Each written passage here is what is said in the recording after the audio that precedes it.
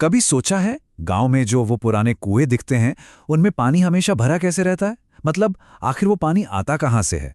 चलिए आज ना इस रोजमर्रा के दिखने वाले रहस्य को समझने के लिए थोड़ी गहराई में उतरते हैं। कुएं में पानी आता कहाँ से है? क्या कोई है जो उसे ऊपर से भरता है, जैसे हम एक बाल्टी में पानी भरते हैं, या फिर जमीन के अंदर ही पानी का कोई छिपा हुआ सोर्स है जो इसे लगातार कंटिन्यूअसली भरता रहता है? देखिए, जब भी बारिश होती है ना, तो सारा का सारा पानी बहकर नदियों में नहीं चला जाता। उसका एक बहुत बड़ा हिस्सा धीरे धीरे, बहुत धीरे धीरे जमीन में समा जाता है। ये मिट्टी और चट्टानों की अलग अलग परतों से छनते हुए नीचे की ओर रिसता है। ये एक बहुत ही धीमी, पेशेंस वाली प्रक्रिया है। बिल्कुल ऐसा समझिए जैसे कोई बहुत बड़ा नेचुरल स्पंज पानी सोख रहा हो। और यही पानी जो जमीन के नीचे इकट्ठा होता है, इसे हम कहते हैं भूजल या ग्राउंड वाटर। अब सबसे इंटरेस्टिंग बात यह है कि जमीन के नीचे कोई खुली नदी या तालाब नहीं बह रहा है, जैसा कि कई बार हम सोच लेते हैं। नहीं, असल में ये पानी मिट्टी, रेत और चट्टानों के बीच में जो अरबों छोटी छोटी खाली जगह होती है ना, उनमें जमा होता है। और ये सब मिलकर पानी का एक बहुत बड़ा इनविजिबल अदृश्य भंडार बनाते हैं। इसी को एक्वाफर भी कहा जाता है।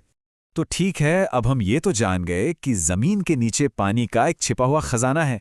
लेकिन अगला बड़ा सवाल ये है कि ये पानी कुएं तक पहुंचता कैसे है? असल मजा तो यहीं से शुरू होता है। देखिए, समझने वाली सबसे जरूरी बात यह है कि कुआं पानी रखने वाला कोई बर्तन नहीं है। ये तो बस उस अंडरग्राउंड पानी के भंडार तक पहुंचने का एक रास्ता है, एक एक्सेस पॉइंट है।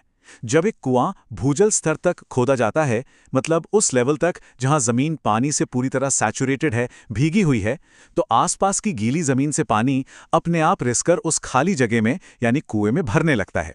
ये बिल्कुल वैसा ही है जैसे बीच पर अगर गीली रेत में गड्ढा खोदा जाए तो वो फौरन पानी से भर जाता है।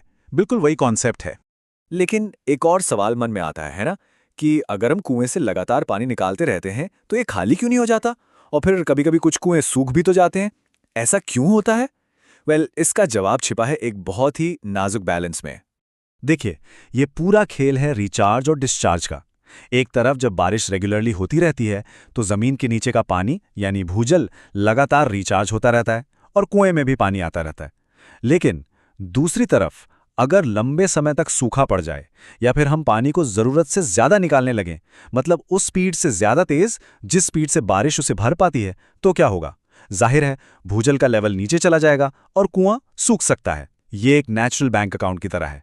जितना डिपॉजिट हो रहा है उससे ज्यादा आप निकाल नहीं सकते। और यहीं पे हम इस पूरी बातचीत के आखिर में एक बहुत जरूरी सवाल पर आते हैं। ये जानना कि कुएं में पानी कैसे आता है, ये सिर्फ एक साइंटिफिक फैक्ट नहीं है। नहीं, ये हमें उस कीमती अदृश्य संसाधन को बचाने की हमारी जिम्मेदारी भी याद दिलाता है, जिस पर हम सब निर्भर हैं। तो अगली बार जब भी पानी का इस्तेमाल करें तो जमीन के नीचे पानी की इस अविश्वसनीय यात्रा के बारे में एक बार जरूर सोचिएगा।